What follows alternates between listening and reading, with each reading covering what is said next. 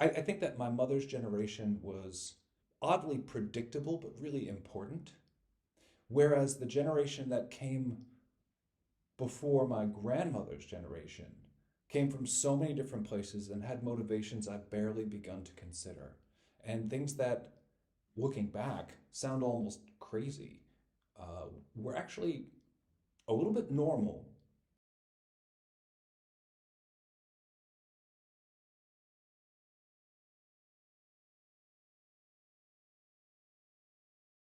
Any kind of immigration generally is driven by, push and pull factors. What's good in a place draws people, and what's bad in a place drives them out. And in the case with my family, nobody leaves home because there's no problem at home.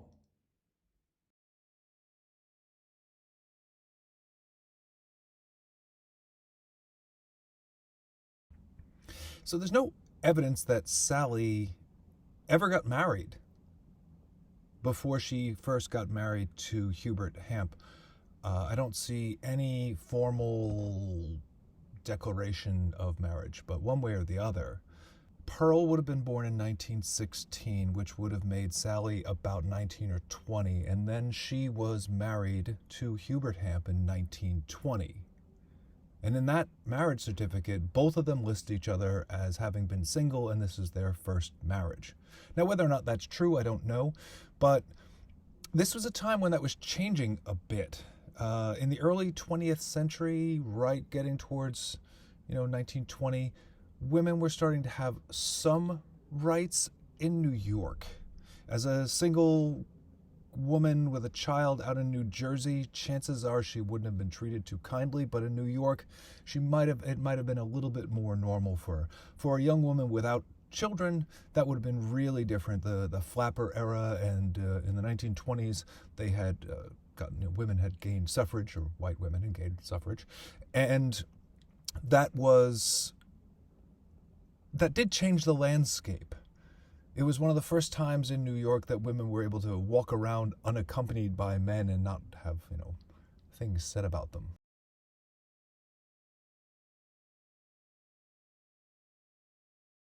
This might have been a little different for Sally's daughter Pearl, as she was newly divorced or in the process of getting divorced and had had several children without being married again, as she did with Edward Grover.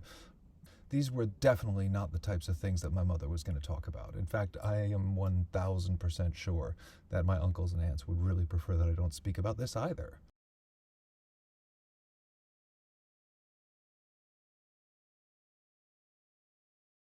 At the time that Pearl was born, Hubert Hamp, her stepfather, was actually still out in Illinois. His dad occasionally went under the name of Napoleon Bonaparte Hamp, but he went for Napoleon Bonaparte Hamp to pull a series of scams in Waterloo, Iowa. Get it? Napoleon Bonaparte Hamp, Waterloo, Iowa, Waterloo. Anyway, he'd been a counterfeiter and managed to kidnap the daughter of his wife, and his son was also known as a bit of a scammer. From some stories that I've seen, there's also a story of Sally Hamp having a bit of a record with the cops due to trying to pass herself off as a medium and holding seances and the like. So Sally Hamp's record with the law just comes up, funny enough, out of Williamsburg, Brooklyn, somewhere along Broadway, that she had been taken in as a part of a bust of a gypsy tea room at the time. These were actually really, really common. A lot of women made money doing them. Technically, that's still illegal, and it's been illegal in New York since somewhere in the 1600s. But for whatever reason, in the late 20s, they suddenly decided to start cracking down on it, and I guess my great-grandma got swept up in that.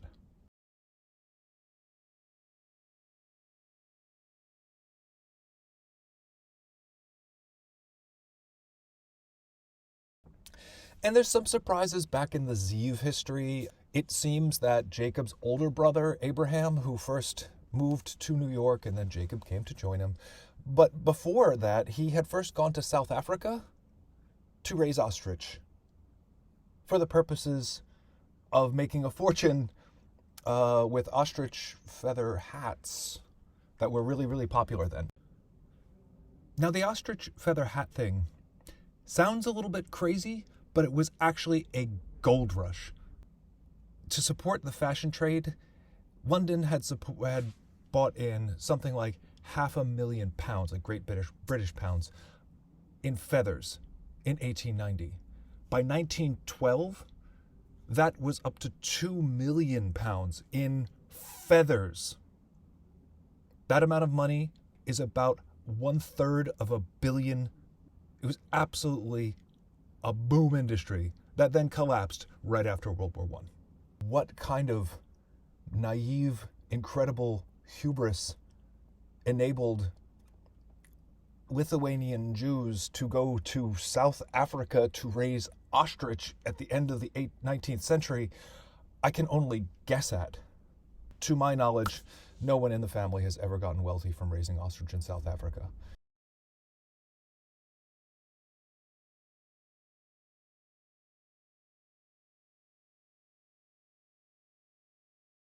Both Hubert and Sally went under a lot of names. Hubert moved to Brooklyn at the turn of the 20th century. A lot of people moving into New York and moving into Brooklyn at this time, where it was kind of the place you could actually disappear and leave your histories behind.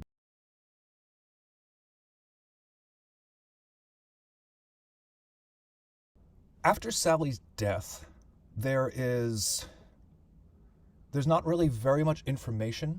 My mother's stepsister is born, my oldest aunt.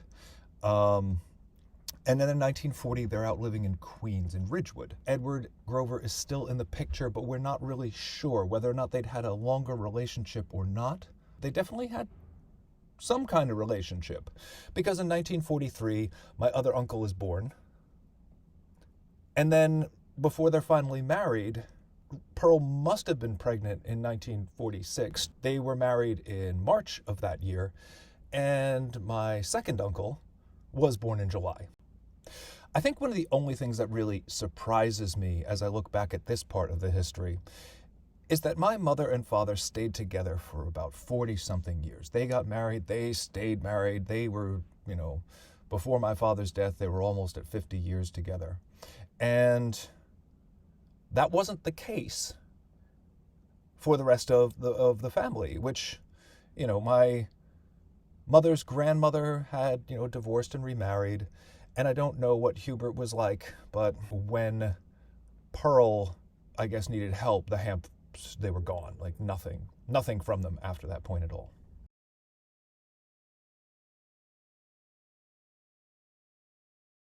My mother is the oldest stepchild to a family that has, children born out of wedlock living in an unstable home situation in Brooklyn. And this kind of thing, I think, really marked my mother's identity, that and the fact that her mother wasn't really so reliable, and Edward was most definitely inconsistent. They would move around a lot, and it was usually because he would get a job as a super or the person to take care of different buildings for landlords, but he wasn't very reliable. He had been described to me as a combination of an alcoholic and an ambulance driver, which seems natural that there'd be problems with that combination. And there just seems to be this air of anger around him. My mother, for her part, had only this to say, that she said, when, if you don't have something nice to say, then you shouldn't say anything at all. And so she never said anything at all about how Edward Grover had treated her.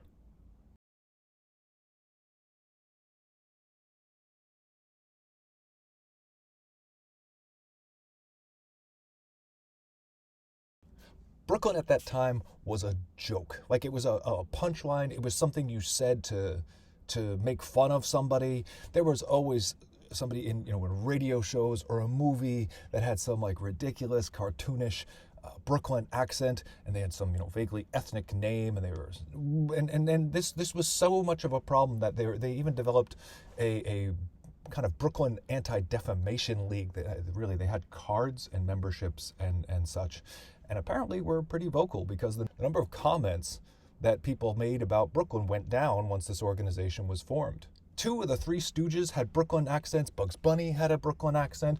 All these endless movies, all these guys, it was just considered comic and ridiculous to be from Brooklyn.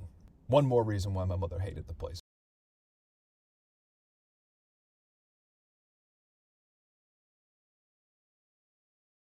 My mother dropped out of school early after having gone through more than 4 or 5 different schools in the system. Some of that's a little bit normal, but really my mom was never at a school for more than 2 years in a row. There wasn't really stability, considering how far apart they lived in Brooklyn and in Queens. I can't imagine that it was easy for her to keep friendships from that time, and so we don't really know too many of the people that she hung around with until she turned 16, and some of these people were friends that she was friends with for life. By 1950, my mother was desperate to get out of Brooklyn, and she quit school to get a job at Ma Bell as a switchboard operator. And over the next few years became a manager and got enough money together to be able to move her family out of these unstable conditions in Brooklyn and into a house out in the suburbs of Long Island, in the massively expanding, newly developed suburban mega development that became the model for so many other suburbs all over the United States. And when she moved in there, they suddenly had TV, new appliances, and my mother had her first sense of real independence in her life. And everything started to change for her.